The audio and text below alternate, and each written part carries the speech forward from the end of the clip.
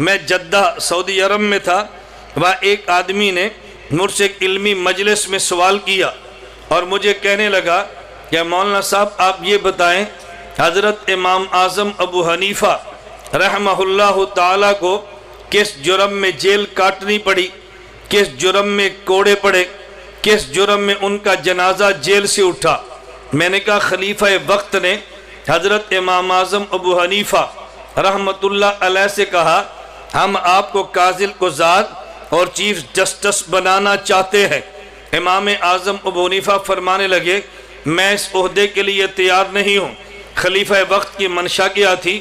اگر امام اعظم ابو حنیفہ جیسا آدمی چیف جسٹس بن گیا تو پھر ظاہر ہماری حکومت پکی ہے۔ اتنا بڑا آدمی جب ہمارا قاضی القضات ہوگا تو یہ بات کہنے میں حق بجانب ہوں گا کہ میری خلافت خالصتاً شریعت کے اصولوں کے مطابق ہے، ورنہ اتنا بڑا امام میرا قاضی نہ ہوتا۔ حضرت امام اعظم ابو حنیفہ کو خدا نے فراست ایمانی عطا فرمائی، فرمانے لگے میں اس منصب کے لیے تیار نہیں ہوں۔ خلیفہ نے بلا کے پوچھا آپ کیوں تیار نہیں ہے؟ یہ بڑی دلچسپ بحث ہے۔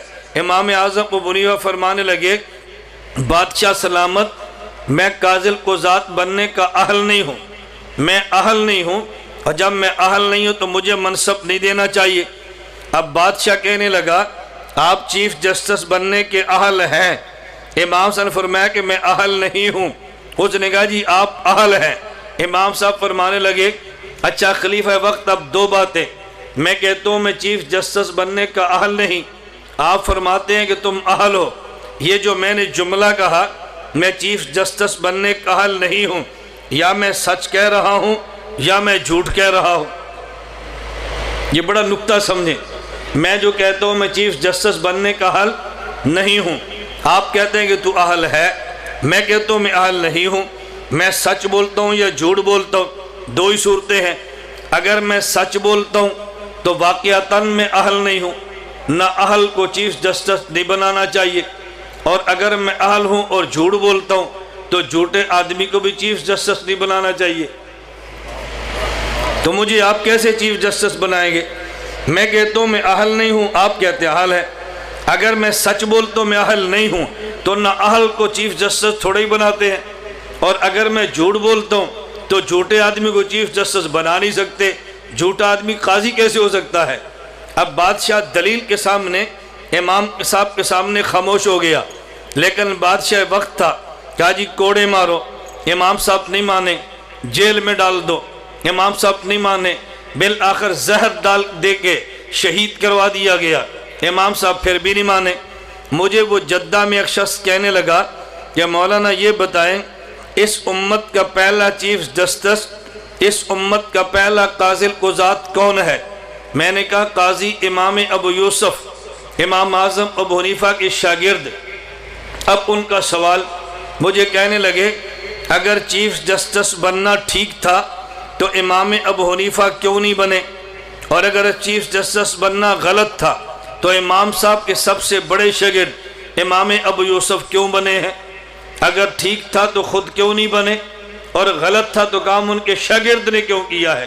اب آدمی ٹھیک کہے تو پھر پھنستا ہے، اگر غلط کہے تو پھر پھنستا ہے۔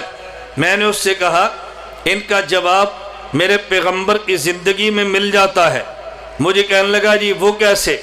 میں نے کہا حضور اکرم صلی اللہ علیہ وسلم کو اللہ نے ابتدائی دور میں مکہ مکرمہ میں حکومت بھی نہیں دی، طاقت بھی نہیں دی، دولت بھی نہیں دی، اور مدینہ منورہ میں آ کے حکومت بھی دی ہے، دولت بھی دی ہے، طاقت بھی دی ہے۔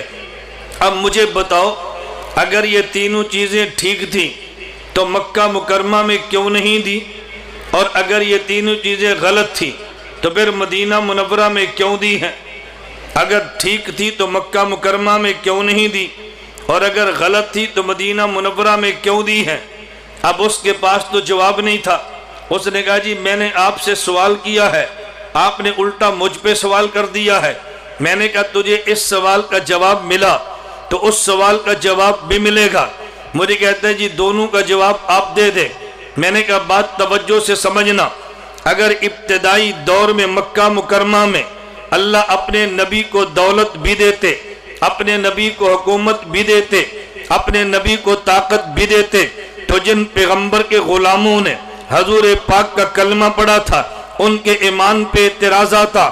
انہوں نے کلمہ اس لیے پڑھا، بلال کمزور تھا، اس کا کلمہ پڑھوں گا تو میرے سر پہ طاقت کا ہاتھ آ جائے گا، غریب کلمہ پڑھتا، میں کلمہ پڑھوں گا مجھے دولت مل جائے گی، لوگ کلمہ پڑھتے ہمیں حکومت میں عہدے مل جائیں گے۔